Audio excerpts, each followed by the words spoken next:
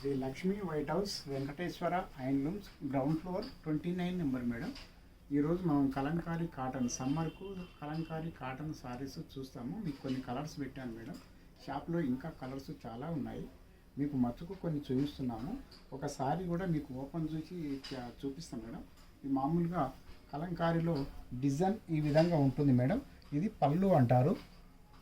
ప్రతి చీరకు బ్లౌజ్ ఉంటుంది.